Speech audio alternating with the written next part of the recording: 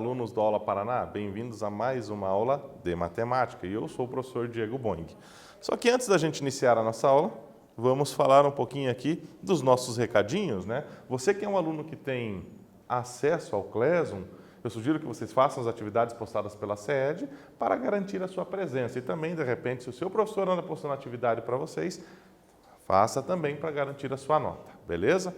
Já você que não tem acesso ao Classroom, então entre em contato com a sua escola para verificar qual é a melhor forma de você estar indo buscar essas atividades também para garantir a sua nota e a sua presença, ok?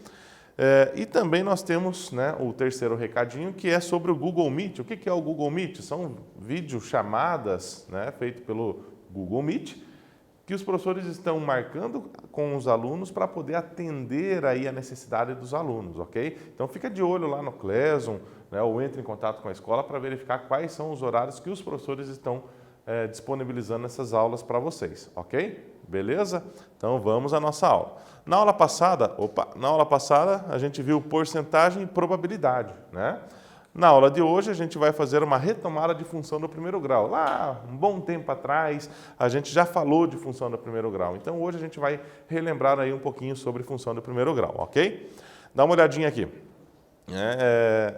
Diz aqui o seguinte: a busca por padrões, regularidades e generalizações auxilia na descoberta científica e nos estudos e cálculos realizados para explicar fenômenos. As funções são ferramentas essenciais para descrever tais fenômenos matematicamente, ok? Na verdade, aqui, apesar do título estar lá, função do primeiro grau, né, uma fala que serve para qualquer função, ok? Muitos fenômenos da matemática, fenômenos, né, são descritos pela matemática através de funções, não necessariamente pela função do primeiro grau, ok? Mas o nosso assunto de hoje é a função do primeiro grau. Veja comigo, olha só, dá uma olhadinha na situação 1 aqui, ó, né? A distância percorrida por um automóvel a uma velocidade constante é dada em função do tempo em que o veículo permanece em movimento, ok? Beleza? Então, assim, a pergunta que ele diz aqui, quais são as variáveis envolvidas na relação e qual é a variável dependente e a variável independente? Bom, antes de responder, preste bem atenção aqui em mim. Veja, quando a gente tem uma situação, né, vamos pensar assim, como que eu posso entender o que é uma função, né, dentro da matemática? Bom, função é quando, o contexto de uma função, matematicamente falando, é o seguinte: quando você tem algo que vai acontecer dependendo do que aconteceu com outra situação, né? Ou seja, tem uma dependência, né? Então, para isso acontecer, depende do que aconteceu aqui. Quando isso acontece, então eu tenho uma função, né, envolvida nesse problema. Vamos voltar aqui dando uma olhadinha. Olha só, a distância percorrida por um automóvel a uma velocidade constante é dada em função do tempo. O que ele quer dizer aqui, ó? Que a distância percorrida está em função do tempo, ou seja, quanto maior for o tempo em que esse automóvel está a uma velocidade, então maior vai ser a distância percorrida dele, ok? Então imagine o seguinte: você tem um automóvel que está se deslocando a 50 km por hora. Quanto mais tempo ele estiver nessa velocidade, mais será a distância que ele percorreu. Concorda comigo? Então, você concorda comigo que a distância percorrida por ele vai depender do tempo em que ele está em movimento. Beleza? Voltamos lá? Aí ele pergunta, quais são as variáveis envolvidas? As variáveis envolvidas são exatamente essas situações. O que está dependendo do quê, né? Nesse caso, a gente sabe que a distância percorrida está dependendo do tempo que esse automóvel está percorrendo, né, o certo trecho. Então, essas são as duas variáveis dessa relação. A distância percorrida por esse automóvel e também, né, aqui, o tempo em que ele está percorrendo, né, a essa velocidade, tá certo? Beleza? Entenderam isso aí? Então, você vai ter que criar isso, né? Você cria isso daí na sua cabeça. Você tem que pensar, na verdade, né? Você tem que interpretar muito bem isso daí, né? Tentar descobrir dentro do problema, né, do contexto, o que depende do quê, né? Quando você descobre isso, você vai saber exatamente, né, quais são as suas variáveis, como está pedindo aqui no item A, tá certo? E aí pergunta do item B, qual é a variável dependente? Bom, a dependente é aquela que está dependendo, né? Quem que depende do que aqui? A gente viu que a distância percorrida é dada em função do tempo, ou seja, a distância percorrida ela vai acontecer de acordo com o tempo. Se o tempo for de 1 hora, ele vai percorrer uma quantidade. Se o tempo for de 2 horas, ele vai percorrer outra quantidade. Então você concorda comigo que a distância percorrida está dependendo do tempo que ele está percorrendo? Então, nesse caso aqui, a variável dependente é aquela que depende. Quem que está dependendo? É a distância percorrida por esse automóvel, ok? Já a variável independente é aquela que tanto faz como tanto fez e ela está passando. Nesse caso é o tempo. O tempo está passando, né? Eu não estou aí, né, fixando um certo tempo. Na verdade, o que eu quero é uma distância de acordo com o tempo dado. Tá certo? Então, como é de acordo com o tempo dado, é em função desse tempo dado aí, do tempo, né? Então, ela é a minha variável independente. O tempo é a minha variável independente nesse caso. Então, as respostas aqui, né? Tá lá. A distância percorrida e o tempo, como a gente colocou, né? São as duas variáveis. Qual é a dependente? É a distância. Por que é a distância? Porque depende do tempo, o automóvel vai percorrer uma certa distância. Como depende do tempo, o tempo é uma variável independente, ok? Beleza? Então, isso é um contexto bastante importante para você verificar se cada caso, né, pode se encaixar uma função matematicamente. Nesse caso aqui, sim, a gente conseguiria escrever uma função matemática para esse problema, claro, tendo alguns valores aí conhecidos. Situação 2, acompanhe comigo na leitura. O valor pago por uma corrida de táxi em reais é dado em função da quantidade de quilômetros rodados, ok? Quando ele coloca aqui em função, significa que está dizendo assim, depende da quantidade de quilômetros, né? Então, o que acontece aqui? Você toma um táxi, você percorre 1 quilômetro, vai pagar uma quantidade. Se você percorre 2 quilômetros, paga uma outra quantidade. E assim por diante. Quanto mais quilômetros você permanece ali percorrendo com esse táxi, mais você vai pagar pela essa corrida, certo? Então, nesse caso aqui, o valor pago, o valor que você vai pagar, vai depender do percurso que você fez, da distância que você percorreu, né, com esse táxi, beleza? Então, quando a gente entende isso, fica fácil descobrir quais são as variáveis envolvidas. Nesse caso, nós temos o valor pago pela corrida, dependendo de quem? Da distância que ele percorreu. Então, tá lá, né? Valor pago pela corrida e a distância que é em quilômetros rodados. Beleza? Certo? Qual é a variável dependente? Ou seja, quem está dependendo de quem?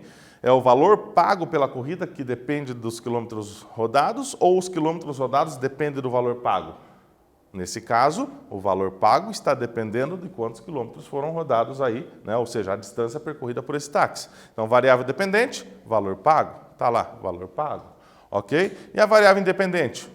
Quilômetros rodados, né? Se o valor pago depende do quilômetros rodados, então quilômetros rodados é a minha variável independente. Fechou? Beleza? Ok. E aí eu tenho um exercício aqui para vocês, né? Dê uma boa lida nele aqui comigo, acompanhe comigo. Sabendo que o valor do litro da gasolina custa R$ 4,09, responda: quanto pagará se uma pessoa abastecer 10 litros? Item B, quanto pagará se uma pessoa abastecer 25 litros? Item C, quanto pagará se uma pessoa abastecer X litros? Letra D, quanto abasteceu uma pessoa que pagou R$ 89,98? E o item E diz, identifica a relação entre as variáveis, ok? Beleza? Então, responda essas perguntas, né? No item E, a gente vai discutir um pouquinho mais para ver o que é essa relação, né? Nesse caso aqui, se você já lembra daquilo que a gente trabalhou em aulas anteriores, você vai ver que é escrever uma sentença matemática, né? Ou até mesmo em palavras, não vai ter problema, né? Qual é a relação, ou seja, como que uma se comporta dependendo da outra, tá?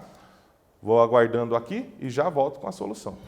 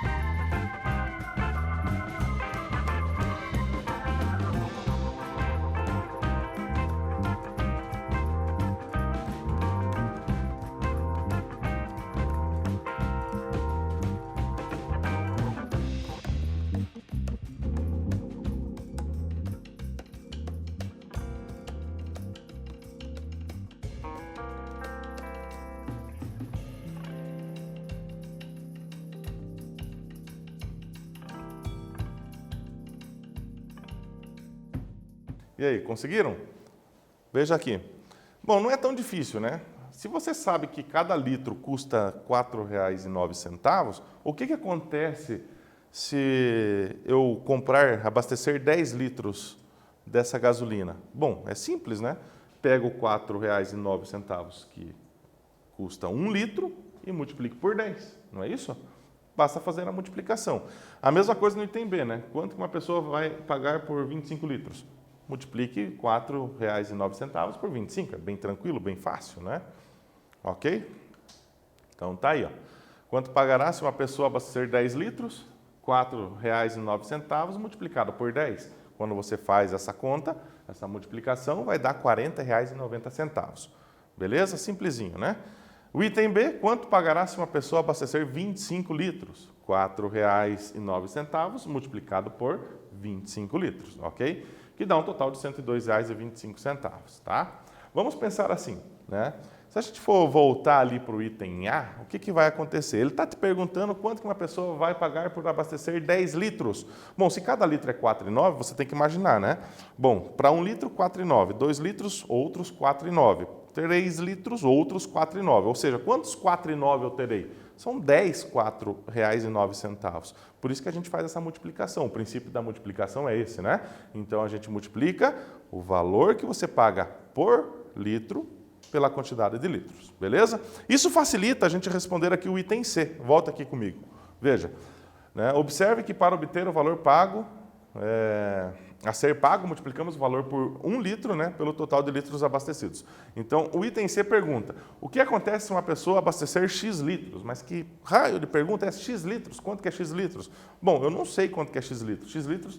X pode ser qualquer valor, ok? Qualquer valor. Então, para a gente, o que a gente faz? A gente vai pegar a mesma ideia dos dois itens anteriores. Eu não peguei R$ 4,09, não multipliquei pela quantidade de litros. A minha quantidade de litros agora é X, né? Então, nesse caso, aqui está, né, para vocês. Ó, então, para X litros, teremos que o preço a ser pago será de R$ 4,09 multiplicado pelo X. Ok? Beleza? Ou ainda, né, aí eu tenho a relação, né, que é o P seria o preço pago pela quantidade de X litros, né, abastecidos, né? Então, P igual a R$ 4,09 ou 4,09 multiplicado por X. Essa daqui, então, é a expressãozinha que representa essa situação, é a expressão matemática que representa essa situação, ok? E por que eu consegui escrever isso? Porque aqui eu tenho uma relação de dependência, uma coisa depende da outra, ou seja, o valor pago depende da quantidade de litros abastecidos, ok? Beleza? Próximo. O que está dizendo aqui? Ó? Quanto abasteceu uma pessoa que pagou R$ 89,98? Bom, eu vou usar, voltando aqui rapidinho, essa expressão aqui. Ó. O valor pago é 4,9 vezes a quantidade de litros, não é isso? Ou seja, o preço pago é o P. Então, usando essa expressãozinha, eu vou pegar esse valor dado no enunciado e substituir. Né? Olha só, a expressãozinha está aqui, P igual a 4,09 vezes X. No lugar do P, eu substituo, então, por 89,98, ok? Que é o valor dado lá no enunciado. Beleza? E aí eu fico com essa equação, né? Uma equaçãozinha simples para resolver. 89,98 igual a R$4 ou 4,09 multiplicado por X. Nesse caso, 4,09 está multiplicando X. Pelo princípio multiplicativo, ele vem dividindo 89,98. Perfeito? Então, ficou 89,98 divididos por 4,09, que dá um total de 22 litros, ok? Mas pensa comigo aqui um pouquinho. Bom, se para descobrir o valor pago, basta pegar o 4,09 e multiplicar pela quantidade de litros, bom, se eu multiplico para obter o valor pago, se eu te dou o valor pago, basta realmente dividir. É o princípio da divisão, não é isso? Então, você consegue apenas imaginar dessa forma, sem precisar nem saber resolver equações. Basta você imaginar o seguinte, bom, o valor pago é o valor por unidade multiplicado pela quantidade de unidades, né? Então, se eu te dou o valor pago, basta então dividir o valor pago pelo valor por unidade. Beleza? Vamos aqui de novo. O item E, né? Olha só, identifica a relação entre as variáveis. Para resolver a situação, percebemos que o preço é a variável dependente, né? O valor depende da quantidade de litros que foram abastecidos e a variável independente é a quantidade de litros, claro, né? O preço varia de acordo com a quantidade de litros, né? Ou seja, ele depende da quantidade de litros. Então, o preço, variável dependente, porque está dependendo. E a independente é a quantidade de litros. Beleza? Ok. E aí vamos falar um pouquinho mais da função do primeiro grau. Acompanhe comigo aqui na leitura. Em uma função, a correspondência entre duas grandezas normalmente é descrita por uma sentença matemática chamada lei de formação da função, ou apenas lei de formação, ok? Tá aí uma figurinha representando para vocês. Você joga um valor nessa função e ele vai te dar um outro valor, né? Beleza? Você joga na lei de formação, substitui lá a variável independente pelo número que você quiser e você vai obter um valor, né, depois de tudo calculado. Beleza? Certinho? Bom, antes de eu falar do exercício 2, eu quero que você entenda o seguinte, tá? Quando a gente fala de função do primeiro grau, e na verdade, né, quando lá está escrito função do primeiro grau, você pode entender também como uma função afim, ok? Uma função afim. Veja, uma função do primeiro grau é uma função que tem um coeficiente angular e um coeficiente linear, ok? Então, todo problema que você percebeu é o seguinte, olha, nesse problema acontece isso, eu tenho um valor fixo, certo? Eu tenho um valor fixo e eu tenho um valor que causa a variação do problema, tá? Então, no caso do abastecimento, o que seriam essas duas situações? Quem que seria o coeficiente angular e o linear? Bom, o valor fixo, nesse caso, seria zero, porque quando alguém chega no posto, não está devendo nada, certo? Então, o valor fixo ou o valor inicial, a gente pode chamar o coeficiente linear, tá? Ele é um valor, então, que dá início no nosso problema, né? Então, nesse caso do abastecimento, é zero, porque o cara chega lá e não está devendo nada. E aí, o que faz a mudança no valor que ele paga? O que é a mudança, né? Não o que causa, mas assim, o que é a mudança que causa ali, né, no abastecimento dele? Então, você concorda comigo que se ele abastecer 1 litro, a mudança é que ele passa de não pagar nada para pagar R$ 4,09? Se ele abastecer 2 litros, ele vai deixar de pagar nada quando ele chegou e vai para 2 vezes R$ 4,09 e assim por diante, ok? Beleza?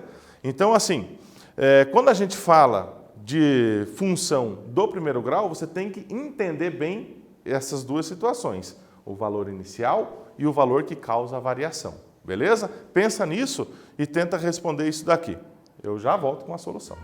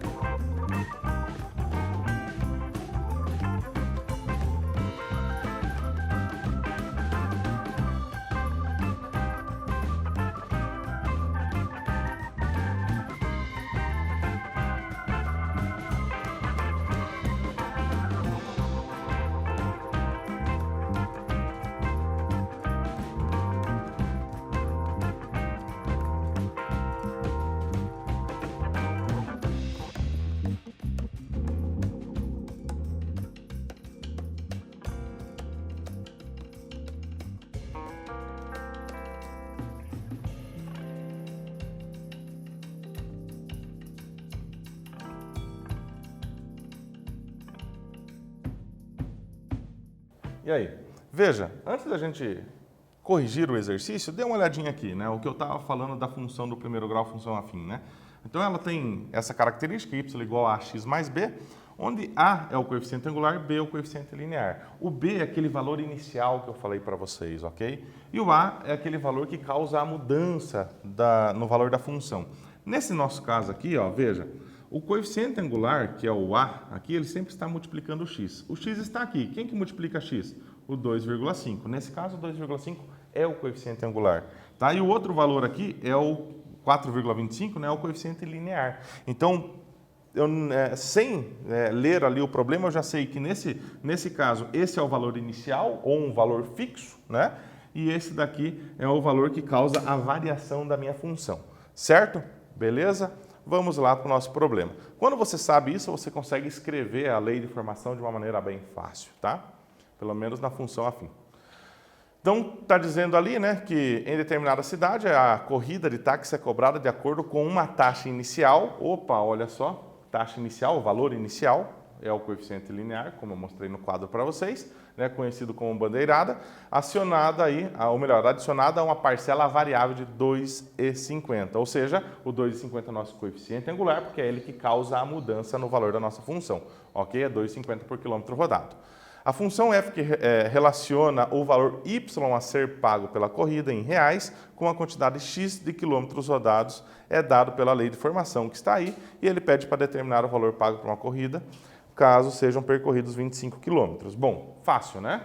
X é a quantidade de quilômetros rodados. Ele está dando quilômetros rodados, são 25. Vou substituir o 25 no y ou no x? Claramente, no x.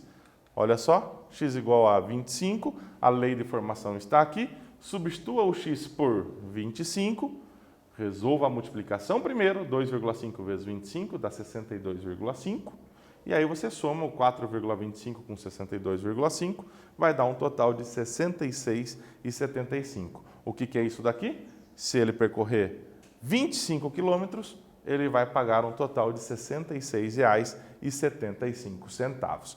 Beleza? Fácil? Bom, a gente vai finalizando aqui, né? Esses são os conteúdos que a gente viu hoje, né? Função afim. E na próxima aula a gente vai continuar falando da função do primeiro grau. Beleza? Vou ficando por aqui e a gente se vê na próxima aula.